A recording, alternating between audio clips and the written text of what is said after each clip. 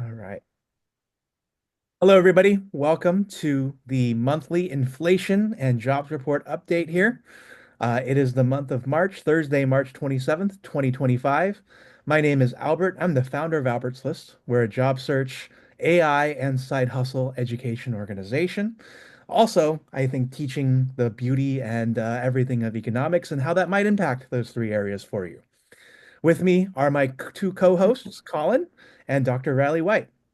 Dr. Reilly White is uh, professor of finance and administrator at University of New Mexico. And he's been here for many, many, many years, well, maybe the last two or three, sharing his economics insights with us and answering all of your questions. If you are wondering where the market is headed, if you're wondering why your job search may not be going the way it's going, and if you're wondering where things are looking for the future, you are here at the right place. This webinar is recorded. We will be answering your questions throughout and also your commentary, and we look forward to hearing what you have to say. Without further ado, Dr. White, over to you.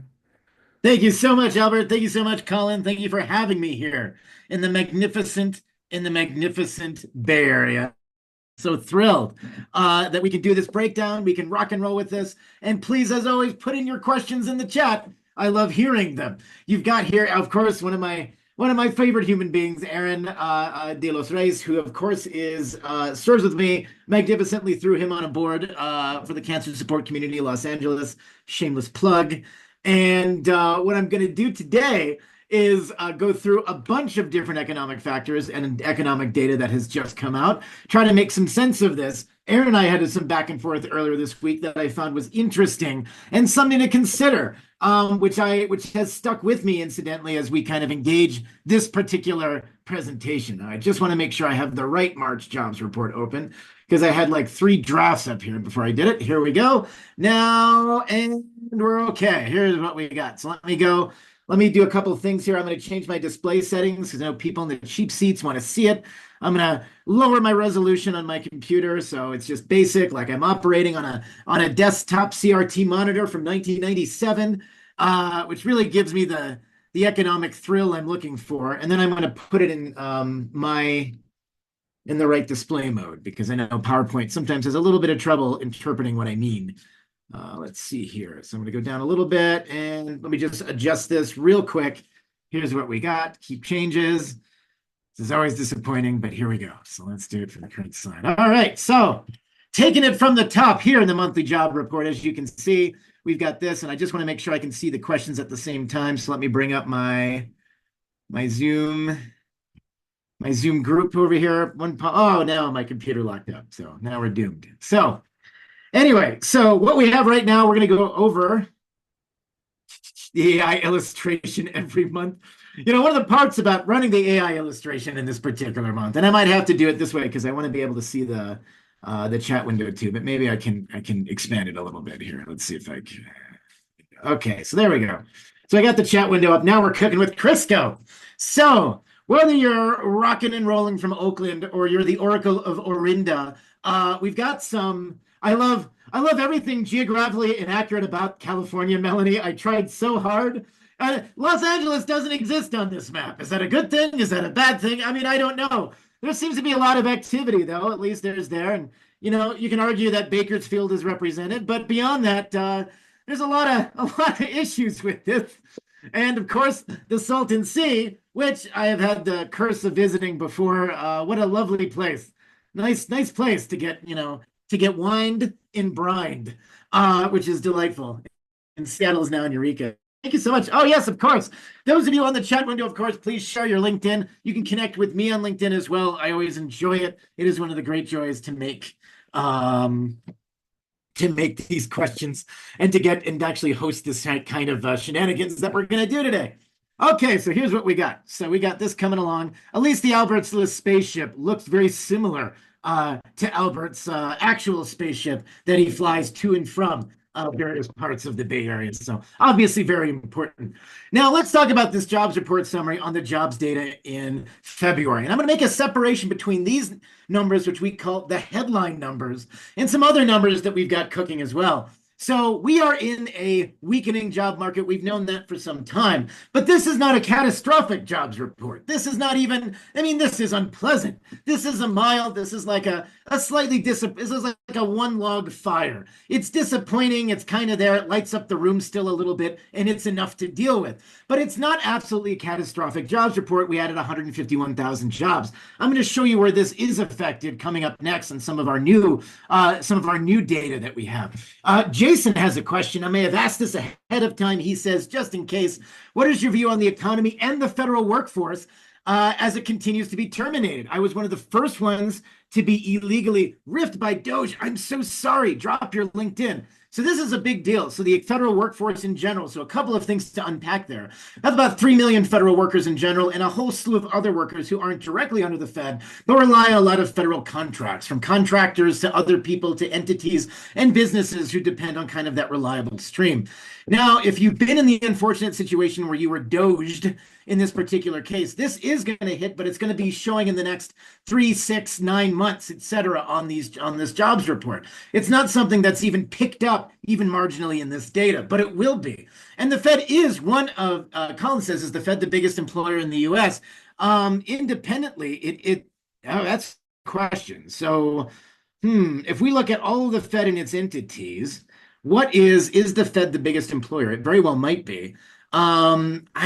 Department of Defense individually is the largest sub-entity, but the federal government in total could make that potential. So I think that's possibly true. Charles says, any chance we can use SimCity 2000 to predict the future of government economic spending? Trust me, I've tried. Raise taxes, enter the cheat codes in so you're infinite money. No problems. How do I make people happy? I was a junkie on that game, Charles, back when I was a teenager. It was great. I kept that was my jam. Uh, uh, let's see here. So anyway, Walmart's the biggest company, Aaron, as well. But I think in terms of this, we don't view typically the federal government as a single employer, strangely enough. So like Walmart's got 2 million employees. So actually, in this particular case, we would have 3 million employees or so in the Fed. So maybe they're a little bit higher. But in that same thing, we would look at, say, the UPS has 500,000, United Health has 440,000, Kroger 414,000. Big employers.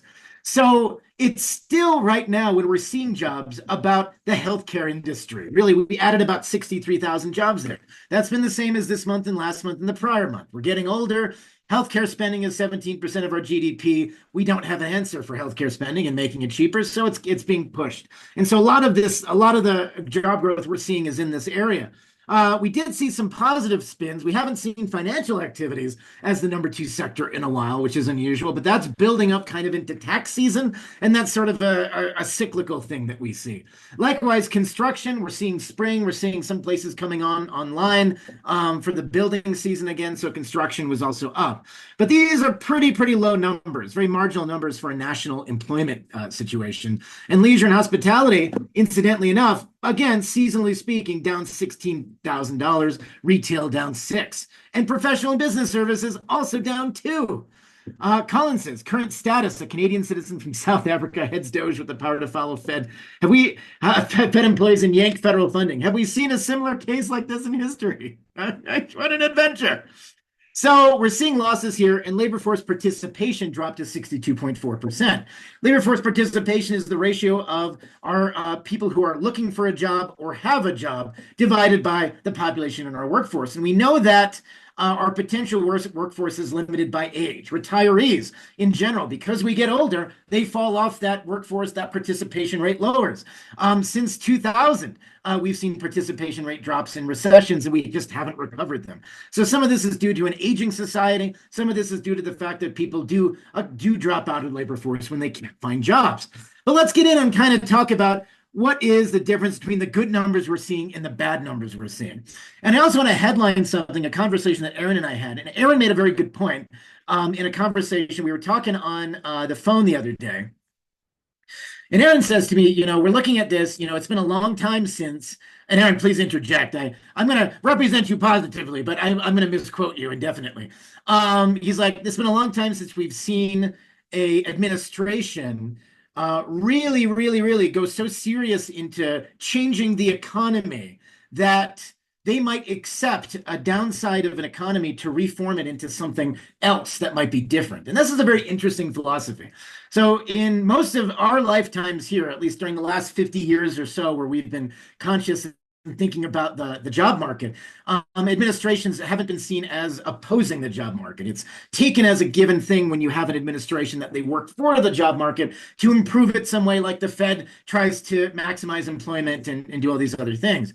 But we've got this, this philosophy, which we can debate on different sides, which is that, hey, our debt load is too high, which is true. But hey, if we got to cut back on this, this is going to cause sacrifices and this is going to cause job losses. And this might cause a level of economic pain that we haven't seen as a self-directed intentional administrative element since perhaps like the 1960s, maybe, Great Society, Lyndon Johnson stuff, et cetera, where people were like, well, the economy is significantly less important than what we're trying to do here. And that is the really, really, really interesting angle here, because that changes the nature of my projections and what everyone else is doing as to whether or not usually we assume that the presidential administration will kind of prop up the economy. It might not be that case, even if it is aimed at transforming it into something else.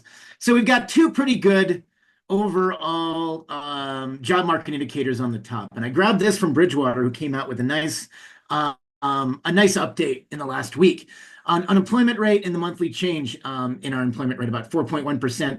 And that was last month, and then we're up 200K.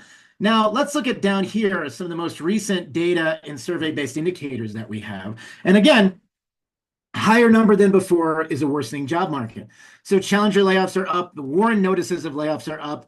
The national, and this is really interesting too. So one way we can check, if you're a small business and you try to figure out our sales poor, that percentage is up. Youth unemployment, interestingly, is up. Underemployment is up. Involuntary part-time work, also up. The University of Michigan, probability of losing a job in 5 years, one of my favorite things, is up as well, about 23%.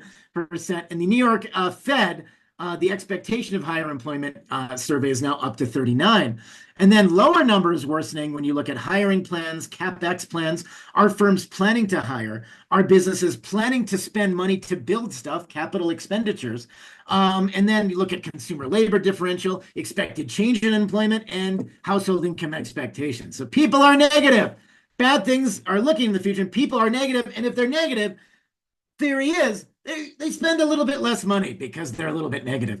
And the same thing happens when you look at other things. So real estate and net worth, when people feel less wealthy, either because the markets are down and other reasons, there's actually research to support this, that every time for every dollar you increase in wealth, your spending goes up 3 cents. And likewise, when you lose wealth, your spending goes down proportionately. And so a lot of our consumer-based economy, which is about 2/3 of our GDP, is based on increasing expenditures. And so if people feel less wealthy because the markets are down, they'll spend less, and that has a negative economic impact on us as well. So we've got some other interesting news. So youth unemployment and underemployment, both of these suddenly tricking upwards for youth employment and underemployment also. Again, by long-term levels, none of these values are catastrophic, but the trajectory is unfortunate. And if you look at the trajectory and look at the slope of this, it starts going up a little bit and then it goes up a lot. And that's exactly something that we have to watch out for. And the odds of a recession, which maybe 3 or 4 months ago were this year were around 0% or so, are now up. And I was quoted in our local media station in saying, 25 to 50%. And I'm on 100 media interviews a year, and that's the one where people on the street going and said, "Hey, you said there's a chance of a recession. That's a coin flip." I stick to that. I think it's probably highly, and I may have actually undercalled it relative to where the data is looking right now.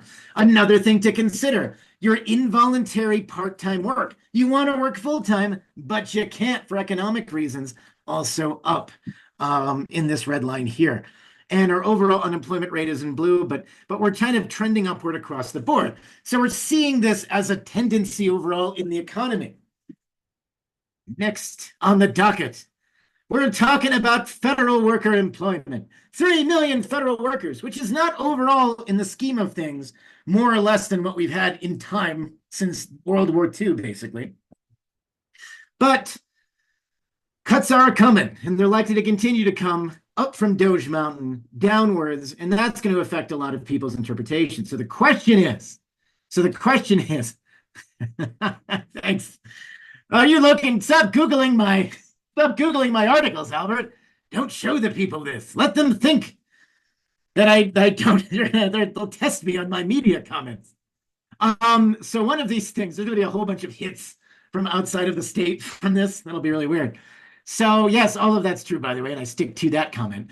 But in this particular case, federal worker employment, we're just seeing that decline. This is gonna go down pretty substantially in thousands of workers in the coming months, and that's what we're going to see. And this will have an economic impact. Those workers make money, they produce, they spend money with the money that they make. That helps the economy. And like any other, it'd be like a series of very, very, very large businesses giving layoffs for their workers. And it's a question that we have is what is the current economy's capacity to absorb those workers into new employment? So if you're laid off from a federal job, what are the odds that you can get a job in the private sector and where? And where are you going to get those jobs? It's never a clear-cut thing, right? The skills in the federal sector might not be easily applicable to many other things. Maybe in municipalities and states, but a lot of those aren't really in hiring situations.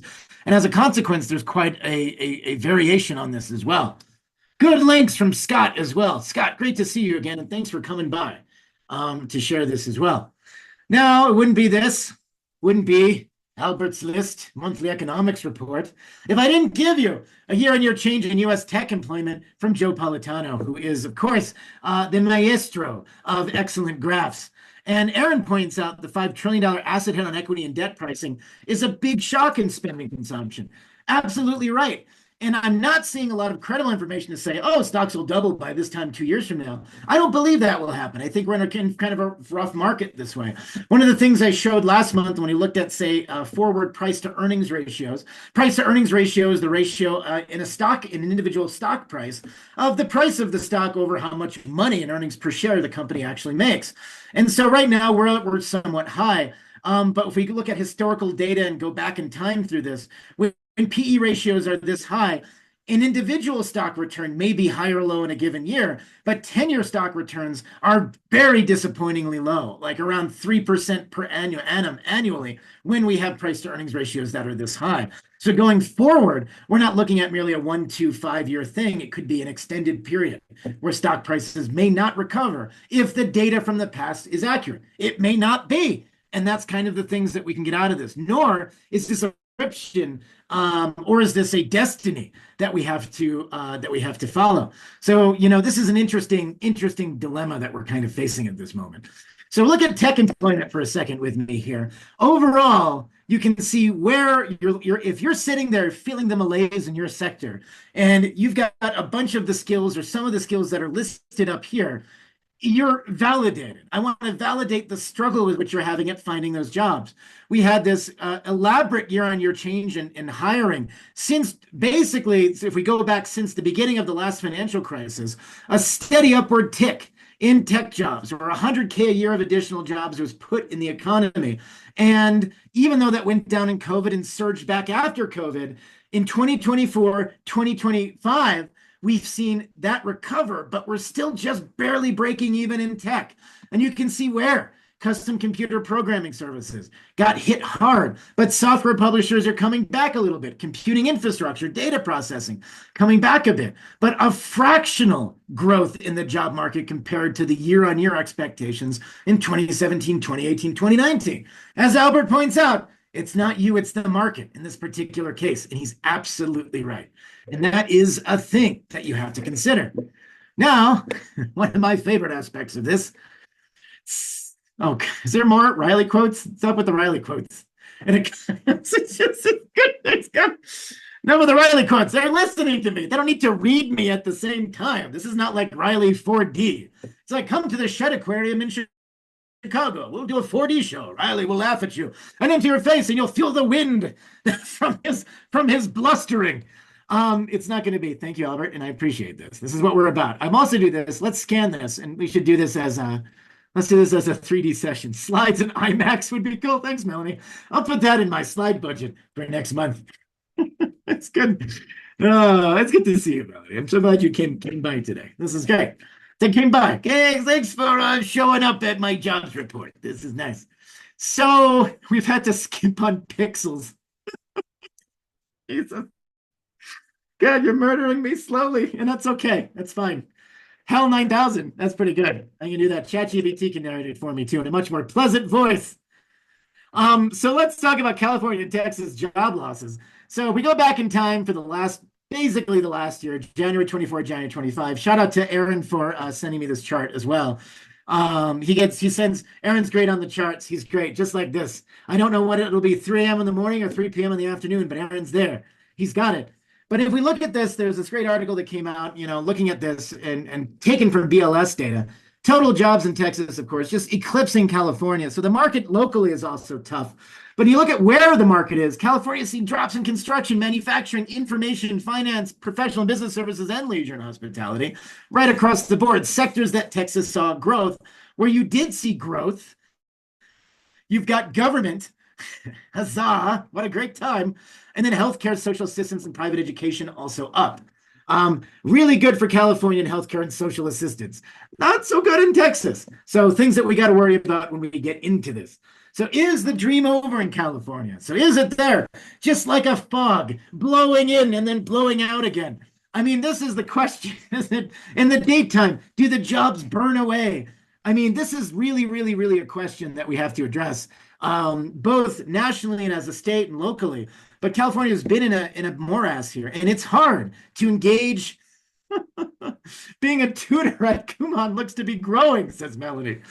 This is, oh my God, I love it.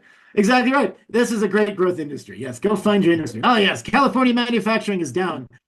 Time for private education tutoring, which is good. So if you're there for it, all right. All right, kids, let's do it. Get ready to rock and roll for another underpaid job that will not pay your rent. What about my 7 roommates, you ask? Tough schnoogies. Let's talk about real estate.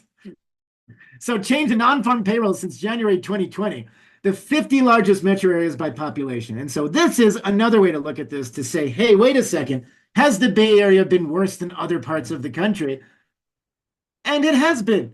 So we've got a few things to note here. If you notice that San Francisco, it's a pleasant shade of red. And although I don't include this data, they did decline in payrolls about 3% since January 2020, which is the worst performing metropolitan area. Congratulations. Excellent work. Great stuff. Even look at this. People in Fresno in the green. How did that happen? And then, various parts of the Salt Lake Desert. Maricopa County, Arizona. Phoenix is doing well. And even San Bernardino. Vast, empty, open, but full of slight amounts of job growth. Other parts of the country in the South and Southeast have shown well. It is not the only place we've seen a dearth of jobs. Milwaukee, also disappointing. Scott, this one's for you. In Wisconsin, Milwaukee is also disappointing as well. So whether you're rocking and rolling, going to your lake house in Milwaukee, or something else happens, it is a bad time for Wisconsin as well in aggregate. People are moving, and they're moving in various places. They're not as much technically as we've seen before, but economic growth has been very uneven in these areas. Albert says, I saw today that Sundance Film Festival is leaving Salt Lake for Boulder, Colorado. Fun story about that, Albert. They had 5 finalists. Santa Fe was one of them, which is where I live in New Mexico. And like any other large outside entity, we couldn't land them. So things to think about. Now, if you saw this news recently, and I can't reiterate how fun this was to discuss in the last couple of weeks. So the Federal Reserve Bank of Atlanta keeps track of an interesting phenomenon known as GDP Now. So GDP Now is the real-time GDP estimation framework. GDP Now was really, really useful last session when maybe a year or two ago when we were talking about this, because the economy was doing better than anticipated, and GDP Now was showing that we were doing better than we anticipated. So although it's not an official forecast, it produces and takes a running estimate of GDP growth in the first quarter, or the second quarter, or third quarter, whatever quarter we're in now. And it will show you the impact that it's done. And so if you're looking at this thing and, you're sipping, your fine Pinot Noir and looking at this and asking yourself, what is going to happen with the markets? in a week or 2 weeks or 3 weeks from now, but things are fine up until about February 1st or so. And really, things were looking up pretty well overall. And then first couple weeks of February, people were talking about tariffs, but the GDP numbers we were getting were sunshine, rainbows, and unicorns. All that changed at the end of the month, where we had a bunch of economic data come in that looked like we just fell off a prerogative cliff in the economy, where instead of that blue chip consensus 2% estimate, and I'm anything if not a consensus guy in all things, this dropped off the face of the planet to a 2% DGDP loss this particular quarter. And we had a lot of good questions about this that I'm going to talk about too, about, is there a recession and how do we define a recession? Incidentally enough, a recession is defined by the National Bureau I'm sorry, NBER does it. Oh my goodness, anyway, there's a fly. The National Bureau of Economic Research will decide when a recession happens through a number of economic data. And it has to be negative. It's not just two negative quarters back to back. They look at a number of different things that's widespread, and they make this call kind of as a very direct decision that a recession happened. In the COVID recession, we knew that unemployment hit the worst level in April of 2020. But they didn't call it a recession until June of 2020 because they have to evaluate and examine the data, and the oracles examine it, and they have to paint a picture that includes all this data. Let's look at what this is made of so you can see this in real time.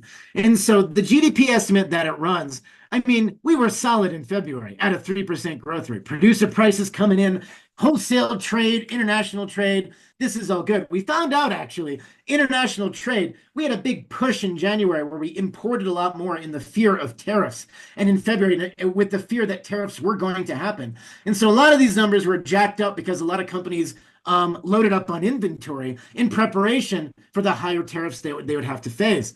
But then, you come down here, housing starts, it was still okay. Hey, 2.3%. New home sales, not fun, but it didn't move the needle. And then the 28th of February happened. The last day of February. We lost.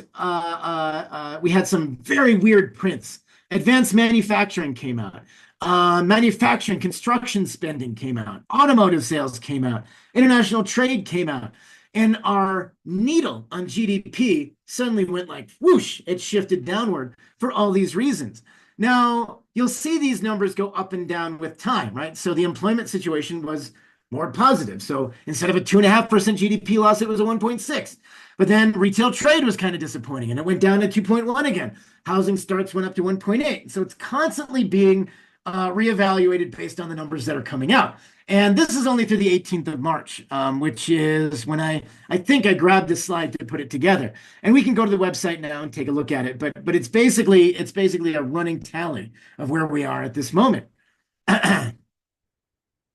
Trade deficits. So just as I was speaking before, the fun part about tariffs is, in addition to being not the most effective economic policy, tariffs add cost to consumers in any way you look at it. So you save, and I brought up the example last month and the previous month and possibly the last 7 months. The Chinese tire tariffs in 2009 increased the price of Chinese tires 35% in tariffs, but the actual price of the tires on the market increased about 28%. And then so the tire prices went up. It saved about 1,300 US tire jobs because there was less international competition. Tire prices overall went up 3%. And because tire prices overall went up 3%, fewer people bought tires, and we lost about 4,000 retail jobs on the other side. And so trade deficits, tariffs help one industry but hurt a lot of others downstream. And the vast trade policy that we have that's very protectionist has negative trade consequences. So we've seen companies in January and February load up on inventory. They're import all the things so that they can extend those costs as long as they have to. This is what you do when you're expecting a famine. You load up on food. And so as a consequence, we saw the trade deficit hit a new record. The amount of imports against the amount of exports was the highest we've seen. Hey, all right. Next cut is Challenger job cut announcements. I should have added a title here, but I didn't. But Challenger job cuts, we're seeing the first signs of those federal layoffs, those other layoffs in our Challenger data, another survey, and this is something that we're likely going to see more of in the coming months. Just off the rails higher. 177,000, the highest we've seen since COVID. That's a big deal. Now, let's talk about a few other things as well about things we should consider vis-a-vis the current tariff economy and the current tariff situation.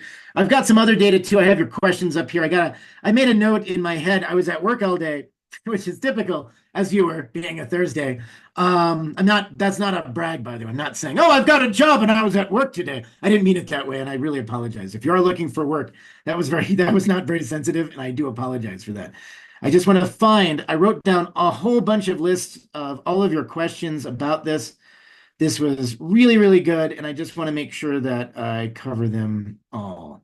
So, all right, so here, economic and personal. So Trump's economic policies, do they help or hurt the economy? Well, in general, they hurt the economy. Oh, yes, Albert says 224K new unemployment claims today. This is going to be the case. We're going to see this needle of unemployment move upward in the next couple of months. Under my administration, Colin says you'll see great numbers. Some might even say the highest. The government of Canada is putting up billboards illustrating the impact of tariffs in select cities too. That is true. And it's saving Canadian Liberal government likely with the snap elections that are being called as well. And we've seen a lot of data on that, which is very interesting, how these ripple effects hit the rest of the economy. So in short, one estimate is on the right here of the effect of the tariffs on the US economy. When we look at GDP, net, and full-time job equivalents, tariffs as they look at right now would have about a negative 0.6 to 0.7% on the economy and a negative 600,000 job effect. That is not insignificant. In combination with the federal job cuts, we're talking 1 million plus potential people out of work because of this. And when we look on historical data in 2018, 2019, we had a trade war then. We lost a quarter of a percent of GDP and about 169,000 jobs. This is a magnitude more. And those job losses are compounded the longer tariffs remain in place and the larger tariffs are. Now, on the left, strong sales by US and European companies that operate in each other's markets are actually more valuable than trade flows. And so when we think about just other ways the economy can get bamboozled by this economy, we know that right now we look at our import-export relationship to Europe. You're like, oh yeah, that's fine. We import, they export. It's good trade relationship. The amount of trade itself has increased quite dramatically. I mean, it's $1 trillion market. Where back in 2000, it was about a quarter this size. So it's expanded rapidly. Trade has expanded rapidly. And we benefited from that expansion in trade. Now, U.S. foreign affiliate sales in Europe are also drastically higher, and European foreign affiliate sales in the U.S. are also drastically higher. So when we think of one dimension of just tariffs, that looks at that trade relationship, but there's also this other collective implications that affect companies that the U.S. companies operating in Europe and European companies operating in the U.S. that is even more valuable than this. And as Aaron points out, I didn't even touch FDI. The destruction is 5 or 10 times the tariff impact. That is handicapping the economy in the long run.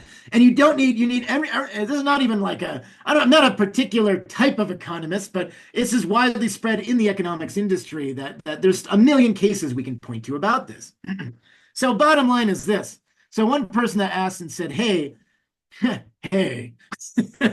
how fast do they hit? And do they affect your job?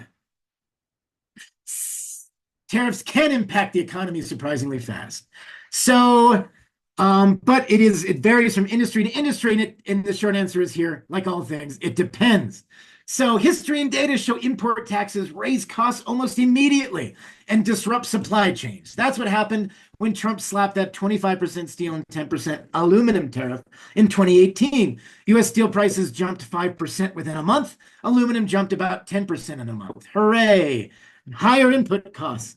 For individuals, this means tariffs can indeed affect your job prospects between months. Because what happens if you work in an industry targeted by tariffs or reliant on trade goods like auto parts, agriculture, retail? A trade war may lead your employer to freeze hiring or even lay off staff as costs rise.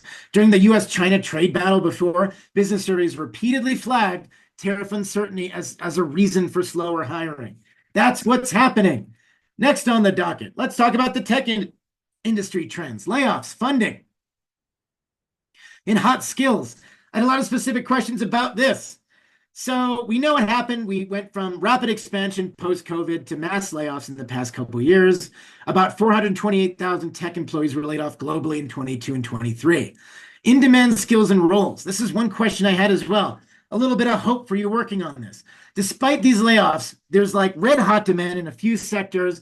And we know companies are chasing talent in artificial intelligence and machine learning, cloud computing, cybersecurity, data science.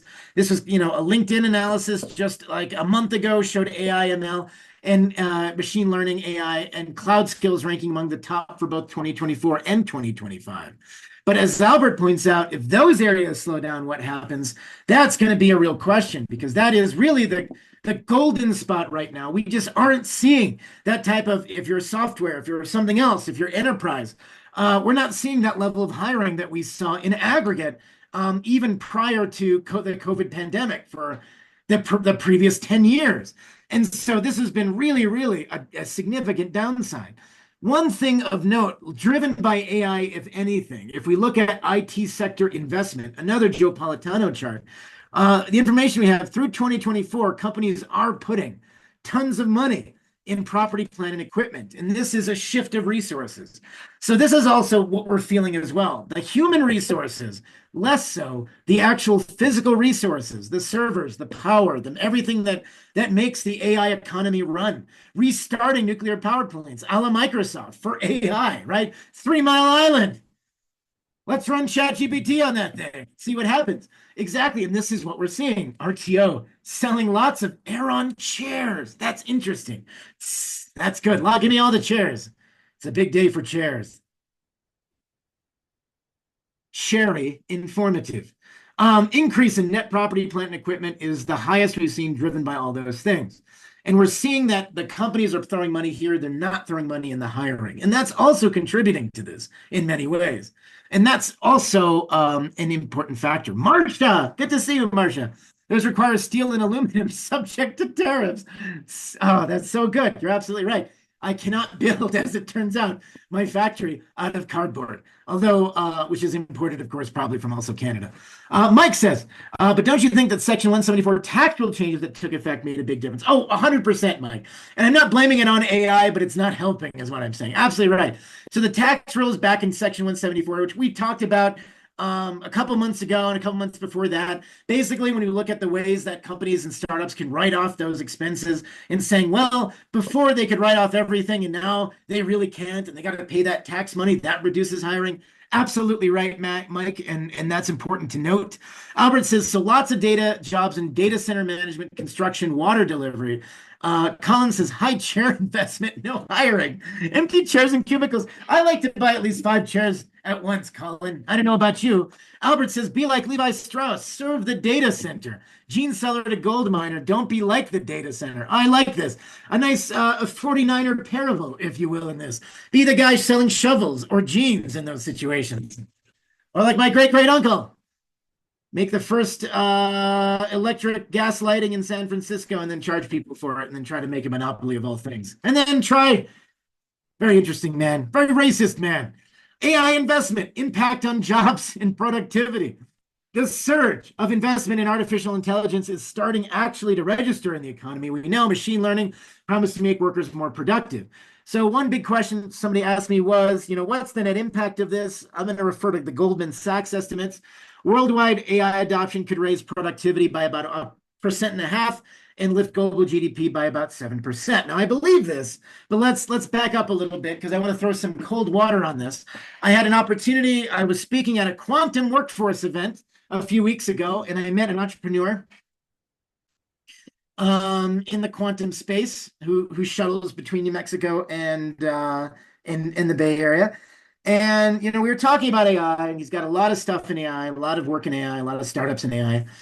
And we're talking about kind of this interesting thing, right? So people become very fearful of AI, and they say, "Oh, this is going to cost the economy. This will cost jobs. This is a net bad in the economy overall. Yada yada yada."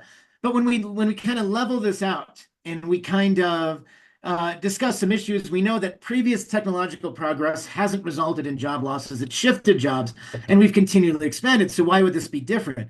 And he looked me dead in the eye, and I always remember this. And he's like, "We've never taught machines how to think before. So it will cost jobs," is what he said. And he had this mic drop moment. And then I was like, what does a Reilly do in a situation that requires gravitas and grace? I do a little dance. I don't know. I'm like, well, that sounds fun. I said, no, it's really true though in this particular case. So many people, especially even theorists in this space, are hesitant on this downside risk. But if you look at I know it was really morbid. It was like I was speaking into the void, like he was right at it. And AI will affect productivity. It will affect job markets. And I was talking to Colin today, back and forth about some other issues about where regulation fits in and how this is adapted. And there are so many barriers to getting artificial intelligence out there and interacting the way we want it to, right? So I'm right now I'm choo choo AI. Let's make some of our accreditation body for business schools is ACSB. So I'm like, let's do and incorporate some of this in machine learning skills into our exit exam frameworks that our students are required to take. And it's really hard to do this because you have to build in, because we have so much in a university, you have so much software that you're permitted to use, and they haven't adapted yet in apps or capacity to bring in sort of an AI framework that would do this, even though the construction of such a test was super easy for us to create.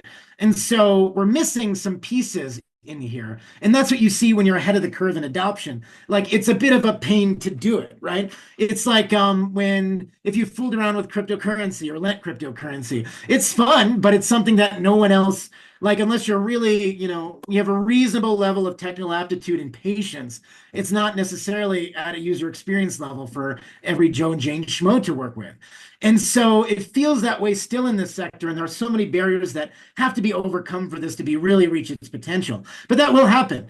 And in some industries, that takes decades to happen. And so I'm not looking at this as a catastrophe, but I do think if a lot of people are laid off in a recession, those people won't be rehired again in the same ways. And I think we need to think about what that means economically and what the consequences are in traditional technological regimes. People are laid off in the replaced technology areas, and there's new jobs in the new ones, but often those require different skill sets, and they do leave some people behind. And so we have to think about upskilling and labor force improvements and all that other stuff that goes into it. The AI agents are the current trendy thing, and they need it too. That's right. And Mike says, doesn't it seem like all the talk about AI's effect on productivity is still in the it will or it could stage? It does. Isn't it still vaporware? I love the term vaporware. It is absolutely vaporware. So let's think about this. Real gold prices and economic uncertainty. I love this chart. And this is from one of my favorite websites called econofact.org. Great place to see kind of economic facts in play. It's one of my favorite websites. Check it out. It kind of breaks down economic literature into rational sort of contemporary policy issues. And it's written by some very clever people. And they'll go through the data with you on this one.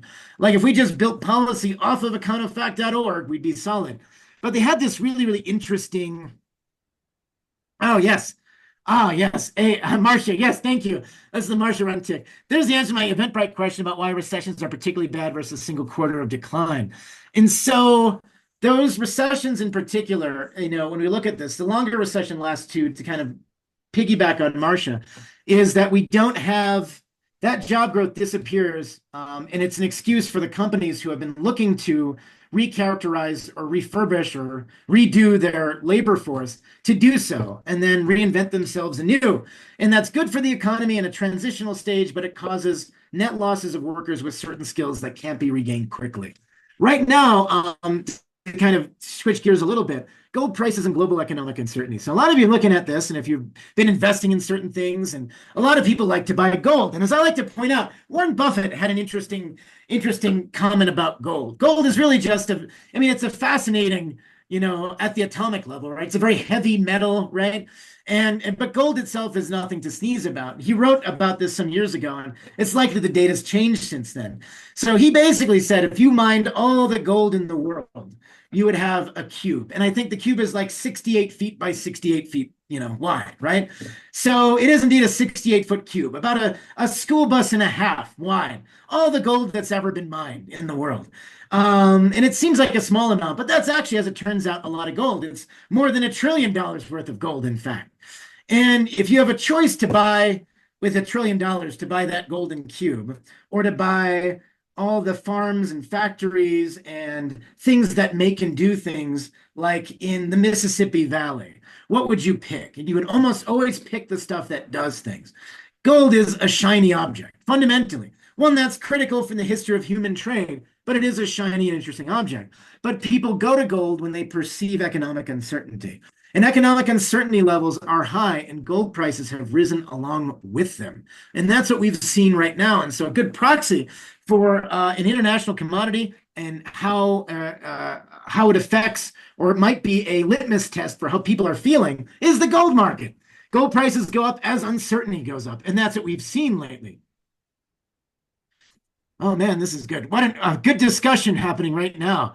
But AI and tangible value, and this is good. Colin's an expert here. Wow. Scott points out 54% of lawyers are now using AI. That's great and ominous. Oh, the It's state of, actually scary. yeah, It's go a on, scary Colin. point. What's Yeah. your take? Yeah. I mean, I do know about that because a few I can't name the company of my company's customers are in the legal sector. But Mm, there's definitely a lot of tangible value. So I think going back to the previous slide, the more important thing that I do worry about is the effect of AI on entry-level jobs. We yes. already see college grads and younger generation complaining that they don't have a chance to get experience because they don't have a job. And now the advent of AI is definitely going to have a major impact because at the end of the day, companies exist to make money, and a company has to ask, what is the ROI on hiring a new grad versus just using an AI for this problem? And an AI Mm, can be onboarded significantly faster. mm, An AI is probably trained in ways a new grad is not trained for, and then the question is like, where is this opportunity going to go? And most companies, if they're going to make an ROI decision, will probably go with an AI. Obviously, you can't replace like a senior executive with AI yet, but entry level programming, entry level anything that that definitely has an AI aspect to it that can yeah. uh, and so I don't know if there's a way to that circle. Oh, can you square the circle of AI? So you're right. So, Colin, you point out a couple of really good observations that I want to reiterate. One is that youth unemployment in particular is always most vulnerable, and it's already going down. And whether or not we can attribute that to AI or general economic effects, we do see youth unemployment go down in other sectors. When we, for instance, raise the minimum wage, it doesn't cause mass unemployment, but it does cause rises in youth unemployment because companies move from hiring younger workers to more experienced older workers. And I wonder then, as an explanation for some of the youth unemployment that we've seen, particularly in the 20 to 24 plays status, if we're seeing that as a consequence of companies choosing a non-labor force alternative, which is also a sign that companies are not willing to spend. And this is a very, very valid, that's a keen point. And I want us to pay attention to this in particular over the next couple of months as we get some more data on this to kind of figure out if this is really, really becoming a bigger and more profound issue. I think you're absolutely right. Good questions here. Good discussion also in the webinar chat as well between Yingxi and Yingzi and Mike as well. Thank you guys. Oh Yeah. wow. Mike spent hundreds of hours coding with AI for net productivity loss. That's great. There's definitely, a bit Wow. of a problem with how people think of it. I personally use it for certain things, and I do understand that AI can give me a starting point. But I've always said each time this topic has come up, you can't replace good like the human intuition. You can't replace good taste, and I work in content, so having good taste is very vital to producing the end result of what I do. You can't replace a lot of contextual knowledge that a lot of the times you have to feed an AI. Modern inference engines and RAG deployments are very, very good at it if you feed it, but then someone has to know to feed it that sort of context. So it's a little bit of circular. You do need to handhold the AI. I like to think of them as extremely smart 15-year-olds. That's where we're currently Yes, at. really. Yeah, That's they're very extremely smart 15-year-olds with access to a lot of knowledge, but they're not very good at knowing what to do with it. And it's useful in certain great. ways. Great. Extremely smart 15-year-olds. That's They're good. they're extremely smart 15-year-olds that don't always know what you're trying to do. And then there's always the other problem, which any program would know. Uh, Yeah. Uh, Programmers like to say, hey, if the customer can't describe what they want, I don't know what to build. And that is definitely a problem with AI as well. If you are not very good at using it, you don't know how to prompt the AI, you don't, then the AI is like, well, based on your prompt, here's what I'm giving you. At the end of the day, it only knows what to give you what you ask for, and it takes a good, intelligent human to know what to ask for. Hmm. That still sounds more rational than most 15-year-olds I know. It's very good. Like you would basically say, hey, if you want to create a sonnet, then the 15-year-old is very good at creating music or whatever. It's a genius at what it does, but it doesn't know Okay. the Very wider talented. I know. ramifications of why it's doing what it's doing. And, I think one of the ways I like to look at it is going back to fundamentals, who, what, when, where, why, and how. And the AI solves a lot of the how. But it doesn't, and you need to feed it and guide it with the who, what, when, where, why. Like, who is this for? Why are we doing this?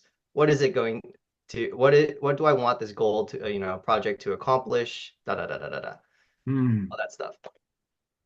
I like that. I'm going to start viewing it that way. Colin, I really appreciate this. I think you're absolutely hands down correct on this too, and that is the way to look at this. So I don't know. So that's a weird question to ask companies. Do you want to hire 1,000 15-year-olds? But I think you're absolutely right, though, that if you, and as Albert points out, and I'll quote Albert, if you don't know what you want or don't know what quality looks like, then using AI won't really help. I found it very useful in my own line of work, and I've been finding it very fascinating educationally as well. And it's got a lot of applications. And of course, our accreditation body, AACSB, is like, oh, let's do it. AI and everything, please put it in all your courses. And so we're going to make it happen. And that's what hopefully, to that point, it will be a tool that we gain efficiency and productivity gains from that because we gradually became more able to use it as any other technology. So I love it. Great points. Great discussion in there. And back to, I acknowledge Nicole too. Yes, Fort Knox and gold. Is it there? Is it happening? Let's check it out. So switching, great discussion. Thank you, Colin. Exhibit 15, U.S. equity sentiment indicator of investor positioning. Sentiment on the economy. Are people confident or not economy? Goldman Sachs has a sentiment indicator that's been a little bit better than the average sentiment bear lately, and it has turned negative once again. 9 measures positioning across institutional, retail, and foreign investors, and statistically, it does signal S&P 500 return levels. Now, back on this level, Vanguard came out, very large wealth and fund manager across the country, and they came out with expectations of returns in the next 10 years. And Vanguard is looking at a 50th percentile US stock market return of just 3.9%. Ugh, that is so disappointing.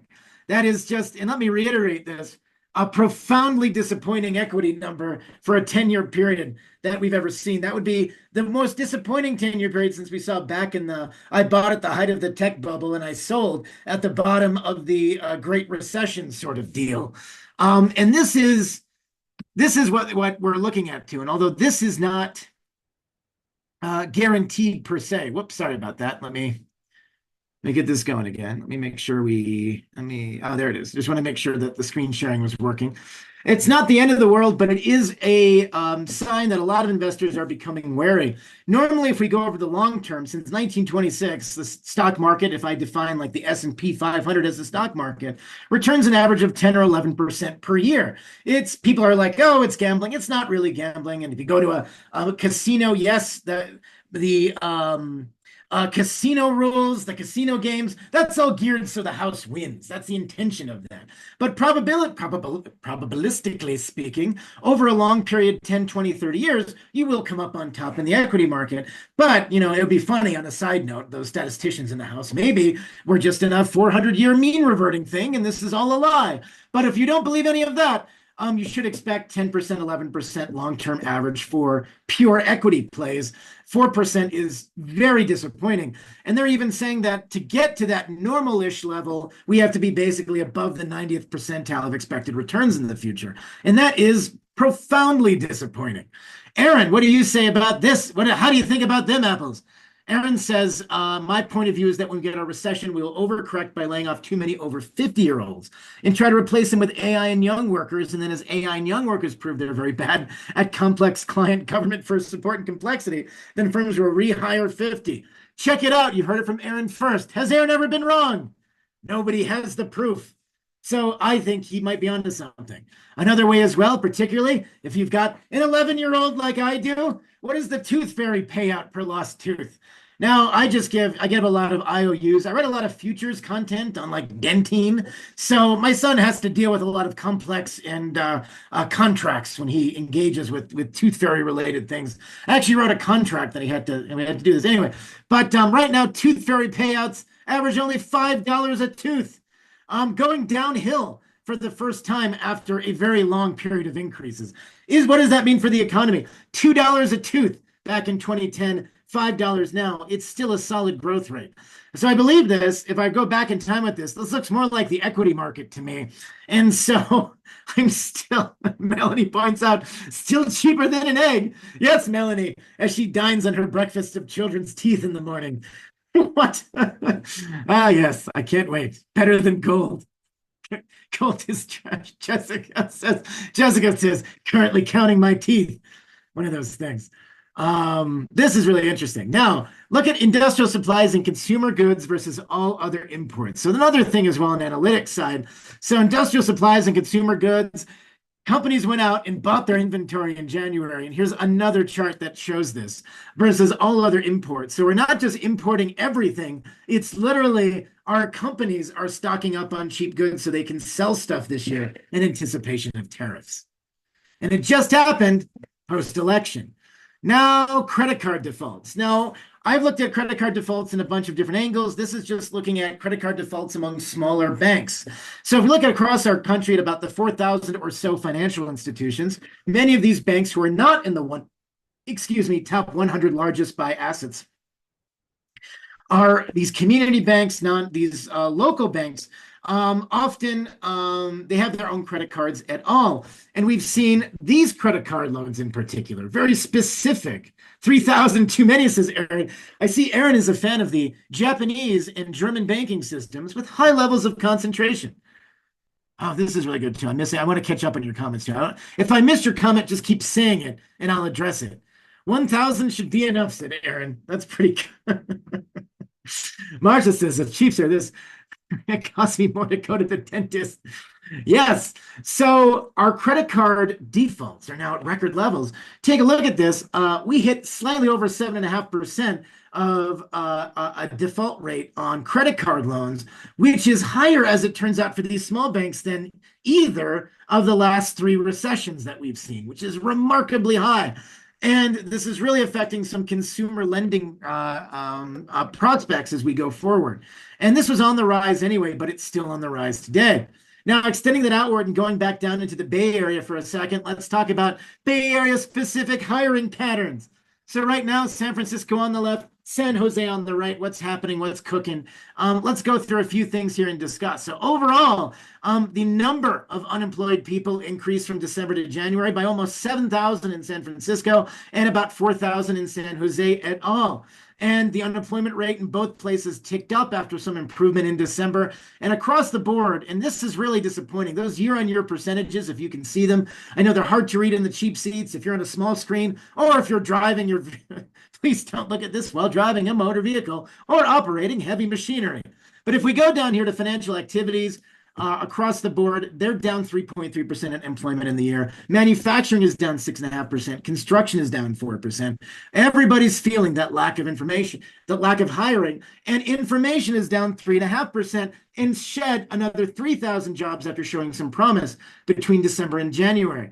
And same thing in the San Jose side, but with slightly smaller numbers, 3% decline annually in information, 3.4% decline in construction year on year.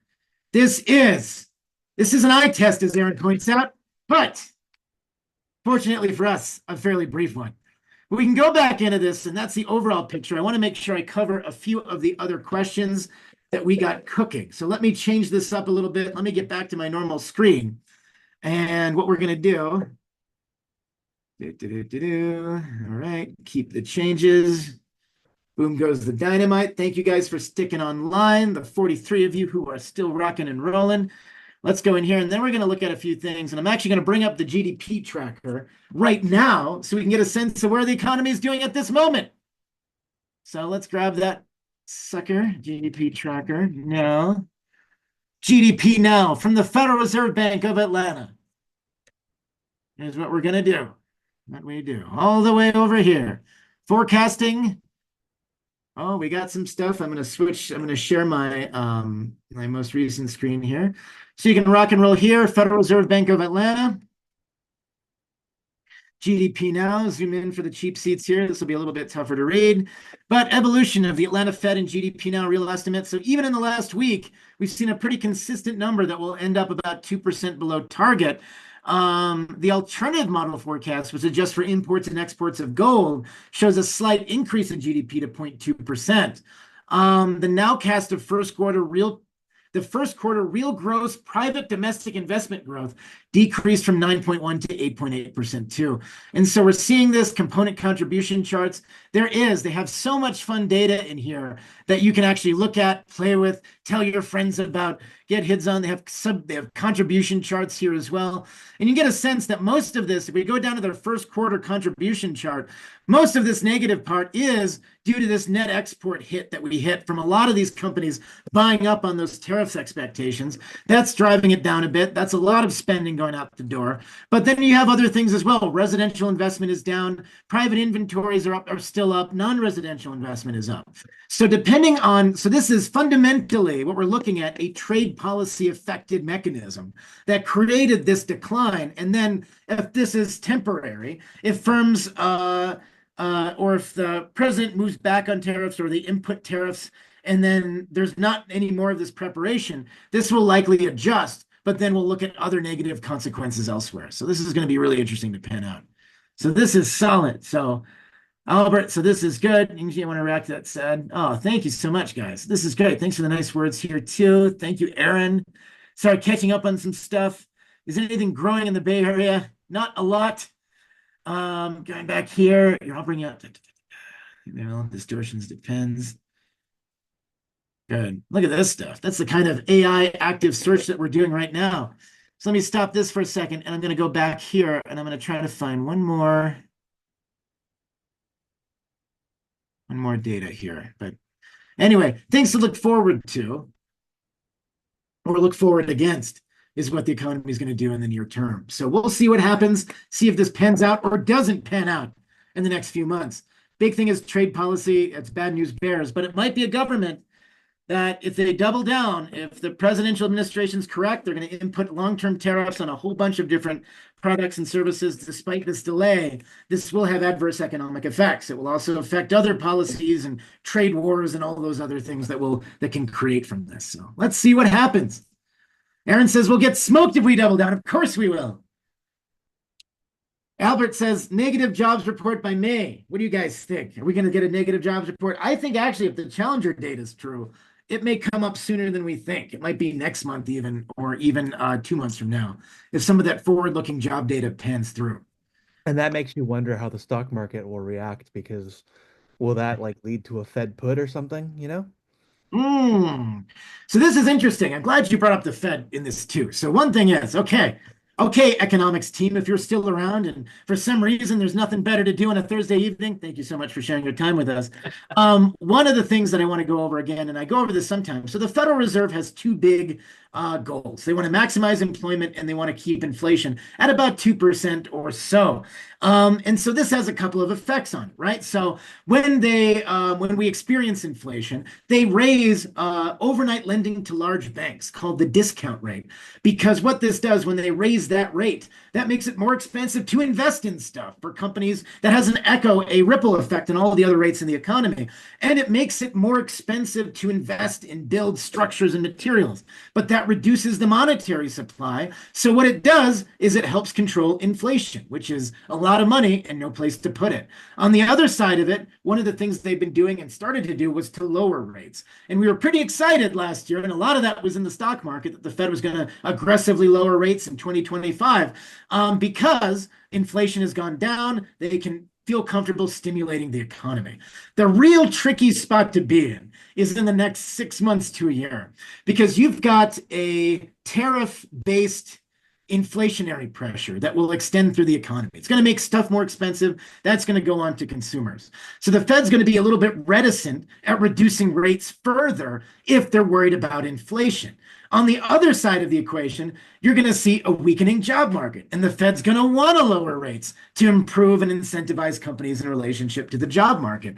And they're going to weigh both of these things, and they might be in a trap as to what they do. Do they raise or do they lower, or perhaps neither? Or do they keep it steady in the coming year? And that's going to be an interesting story to follow.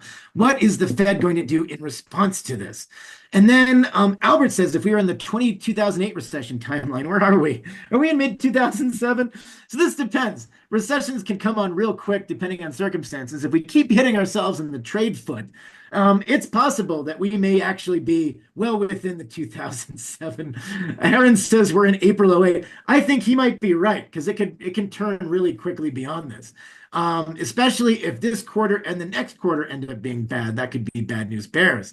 Nicole says it sounds like the Fed plays poker. Put it Exactly. all on. Let's Jack and roll this thing. What are you going to do with this? Full house of bad decisions. Next, Albert says 5 months to Lehman and AI. This is a good Lehman Brothers and AIG again. Who knows? One of the things I like, we wax poetic about is we were here in Albert's list. You were with us. We were talking when Silicon Valley Bank failed. Mm, And as a consequence, we had, remember the Treasury opened up this line of credit for all the banks who were struggling. Hundreds and hundreds of banks answered it, and we prevented a preemptive economic shock because of that reason. It is not clear right now, apart from the physical shock of a weakening economy due to trade policy, but where that recession would be and how deep it would be. But I will say that everything is connected, and people's perceptions of their ability to spend are highly tied to the perception of how wealthy they are. And we learned last month that 50% of our US spending is spent by the top 10% of households who've been keeping the economy afloat. And we're seeing now signs that they might be pulling back, and that reduces hiring and that reduces economic growth. So the waiting for Godot recession might be this year, but I still give us hope we can pull out of it. What do you think, guys? has the average salary for tech workers in engineering and non-engineering gone down? Good question. Data. Yingzi, good question. Let's see. Let's see if I can. Yeah. Hmm. Mike says, as a job seeker, offered pay has dropped in his field 50 to 75%. I believe he's in programming slash software development, Let's see. which does make sense. I just think, yeah. So what we had a little joke in my sector, which is people are trying to replace software engineers with AI engineers. And then so 22.6 will have a lot of AI engineers, and then 22.7, they'll be hiring all the engineers back to fix Hmm. all the AI problems. Because, AI engineering is just smart 15-year-old. Yeah. Wow. So we just went through a lot of data. silver lining, anything good? Like, can people go to bed at least hopeful of something tonight? No, stay awake forever. This is the economy now. Get there. You shouldn't be sleeping. You should be upskilling. No, I'm just kidding. I'm not that dire. No, we are in a position though, to your point. So what's the good thing in this? Okay. So remember, look around you. Even when there's a recession, it doesn't mean the economy is over and everybody's lost a job, right? So really put things into context. It is an overall litmus test of the economy and how well we're doing and not doing. And so yes, job growth is down. I'm still trying to find some right data for you. I know builtin.com has some fascinating data here, and I'll put that in there. Whoops, wrong thing. I should do it to everybody. Hold on. That has kind of some built-in data about current salaries, and I don't know how this is tracking in time. I suspect, though, that what you've seen, Mike, is true overall, and we're seeing these declines, and people are being a little bit more tricky about it. So I really, really appreciate this. Oh yes, did pretty. Oh God, we got Kobo in the chat now. This is where we've gone. Great. This is like it's like my undergraduate years coming back to me. So anyway, so let's talk about this in general. What are the bright spots of this? So the bright spots are the economy. Although we might see a decline, it is not the end of the world. We see many promising tech startups and growth areas. We're seeing companies starting. We're seeing companies starting and thriving. And remember, even in recessions, there are ways for you to make money.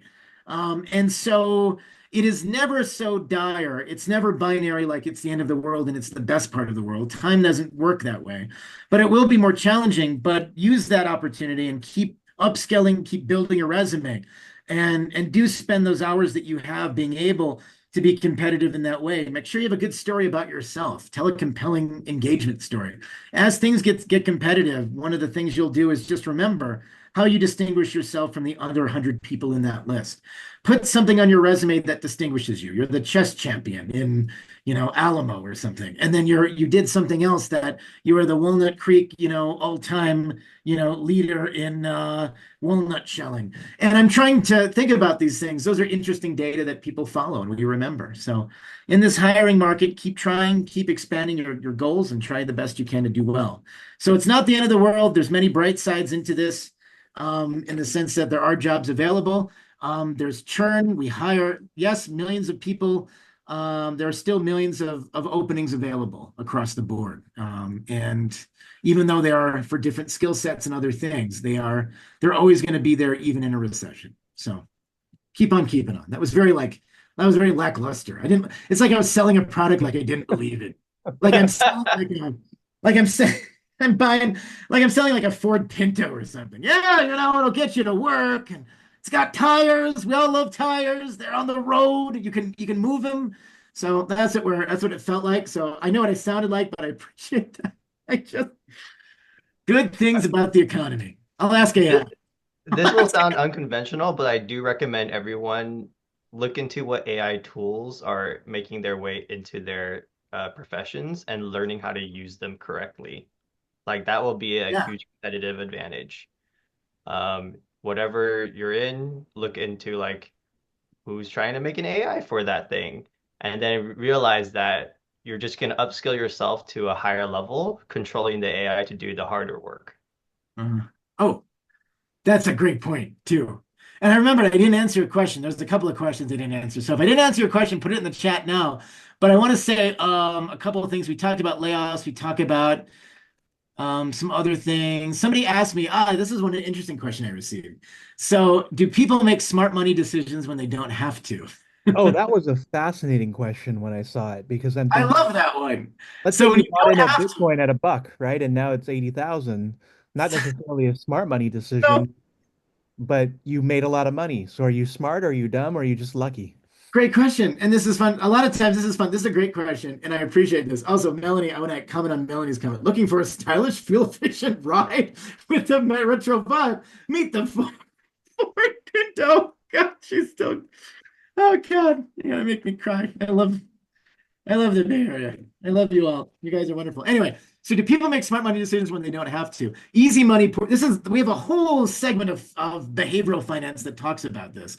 So basically, when flush with cash or cheap credit, many individuals may choose fads or take risks they probably shouldn't. So we know that access optimism exists herd mentality exists, and we often override rationality during good times.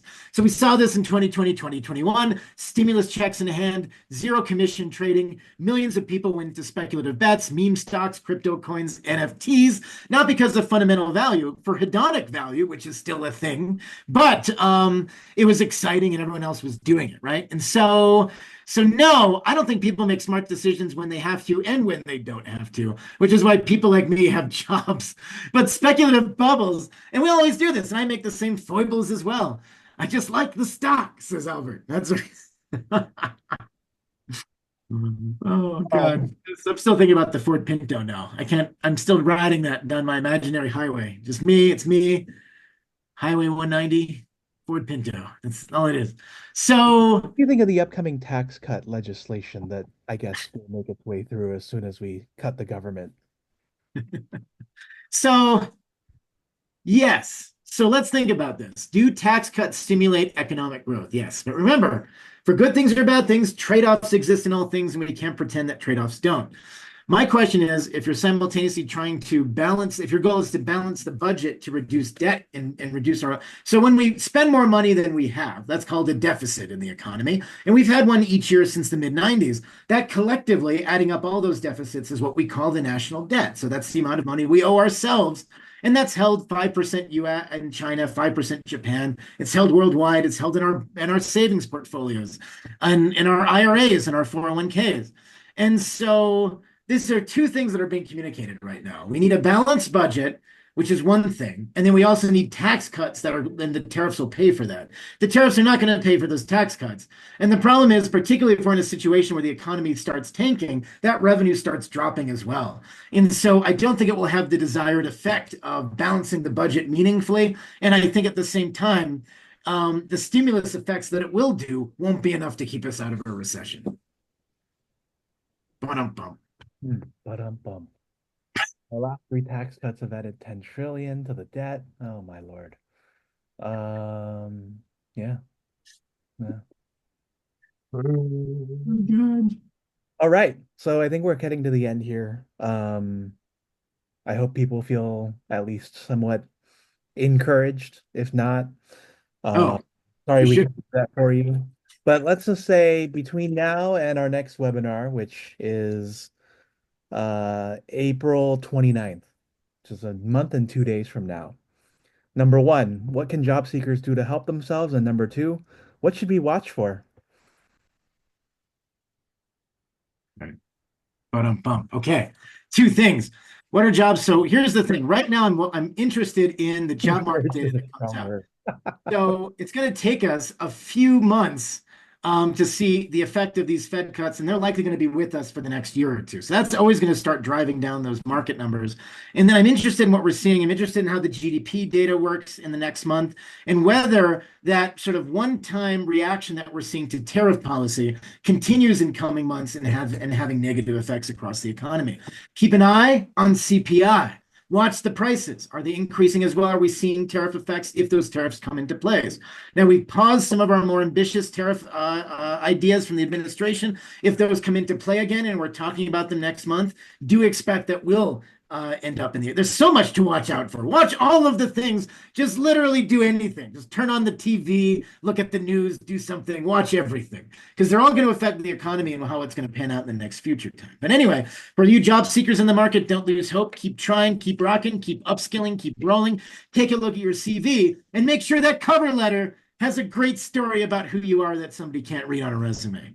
Tell the greatest story ever told, as interpreted by your 15-year-old brilliant AI helper that interprets your life. The 25% auto tariffs will flatten the economy, and auto tariffs will also have an effect on auto And auto insurance, yes. Auto tariffs, great. So this is a fun story. Why do we have auto tariffs right now? And I want to just add to this for a second, because Trump came out with the steel and aluminum tariffs. What goes into making cars? Steel and aluminum. And the car makers said, that's not fair for cars because we import steel and aluminum and we need cheap values. And Trump said, I got a solution for that. It's not to pull back steel and aluminum tariffs.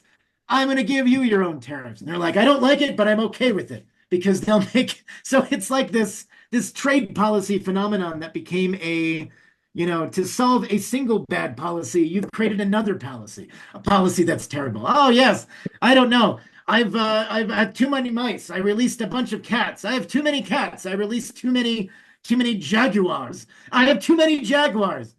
Now what do I do? Mountain gorillas. It's the same series of bad policies. This is just like it's nuts and it's all terrible. And that's my official academic opinion.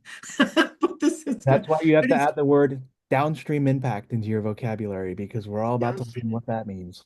That's right. So keep an eye on this, but it is interesting how that panned out. Auto tariffs were a bummer, but keep what's happening. We're at the end. Do you have any final thoughts, Dr. White, before we conclude? No, thank you as always. I appreciate this. I know we were goofy tonight, but I loved it. Love your comments. I love the people that show up again. Thank you so much for being loyal and following this magical discussion. It's so good to see all of you. You make my day. Please feel free to reach out on LinkedIn. I'm always happy to make these events, and I'm often in the Bay Area. I'm going to see Albert and Colin in June when I do a talk for the University of Connecticut alumni in San Francisco. So keep an eye open on the streets, and I'll hold the sign. And please give me. Please, I'm just kidding. It's gonna be good. That's Yeah, what we. Thanks, guys. I appreciate you all. Have a good evening. I've gone ahead And and dropped everyone. Dr. White's LinkedIn. Also, next month's event on Tuesday, April 29th. Um, Best of luck wherever you may be and whatever you're doing here over the next month and 2 days. We'll be monitoring the economic situation and being in touch.